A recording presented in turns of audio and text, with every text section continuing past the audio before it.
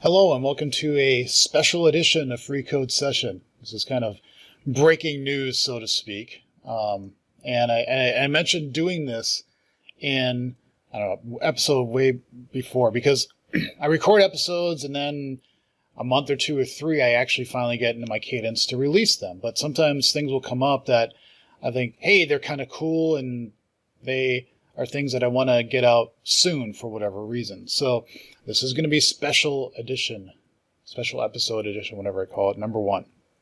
Okay. So what am I going to talk about here real quick? Well, it comes up from, and I'm scrolling this Gitter channel here because I mentioned the article somewhere up here. Blah, blah, blah. Sorry if there's any bad words that are scrolling by because I don't control this channel, but it's, it's the C# one. Blah, blah, blah. Da, da, da. Okay, this one. So this is an article that just came out about strict null checking in Visual Studio Code. So VS Code is written in TypeScript. You can imagine that's a fairly large code base, and they wanted to enable strict null checking. Well, if you turn it on for the whole world, you're just going to be in misery because you have to go through everything then and fix it. You'd like to do this incrementally.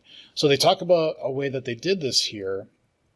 Blah, blah, blah. Where is it? Yeah, they produced 4,500 errors. Ugh, that's awful. So they created this special file that essentially says,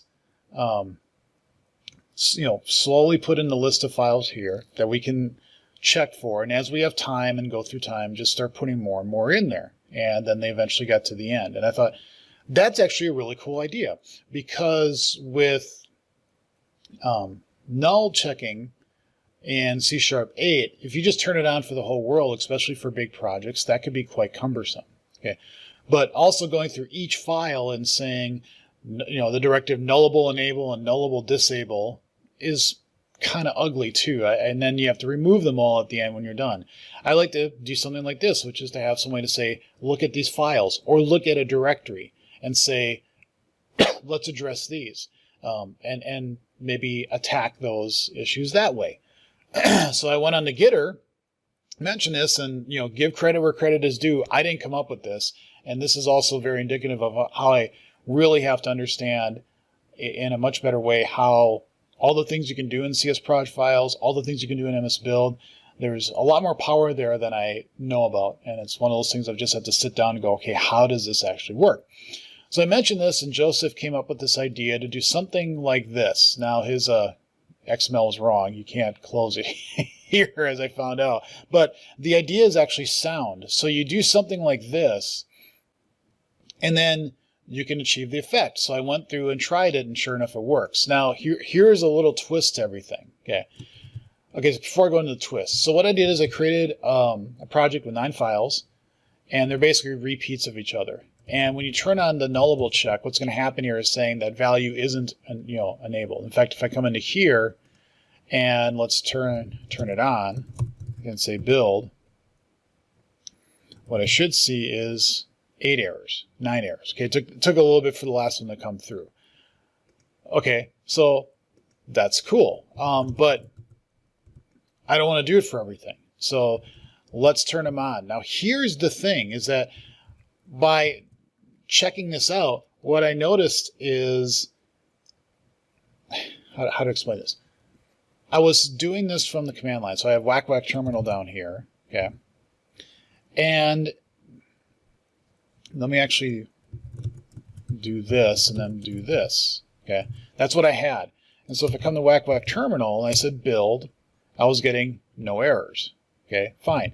Well, let's do it with enabling this property. You see, it's kind of maybe hard to see, but the -p strict null check mode equals true.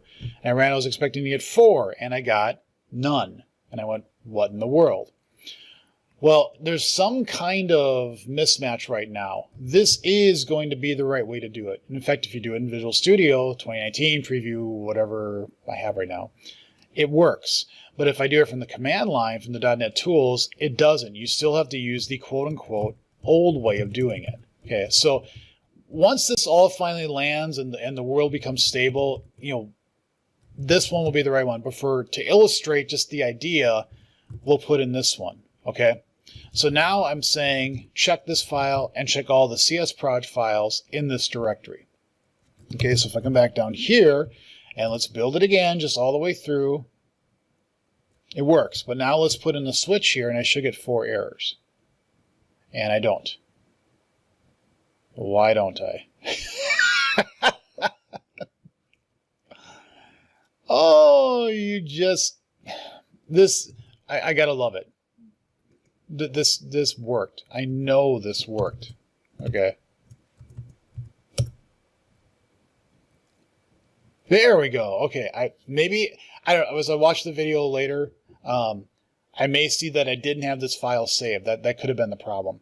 That probably was the problem. But either way, you now see I get 4 errors down here with the 3 files in directory 2 and the 1 file in class 1 CS. So this is awesome.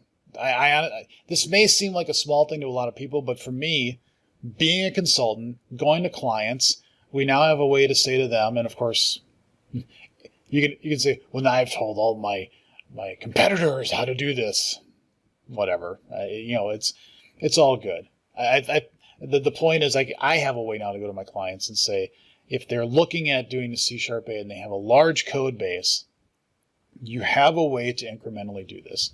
So what I could do here is just say, okay, let's actually, include directory 1 now, because we cleaned up all the ones for directory 2, even though we have it. Now we should get 7, and we do. Okay, so we can do this, and once we have this all built up here, and we clean out all the errors, then you come back into this project file and just say, kill all those, and then eventually put that one in, and from that point on, everything in your project is good.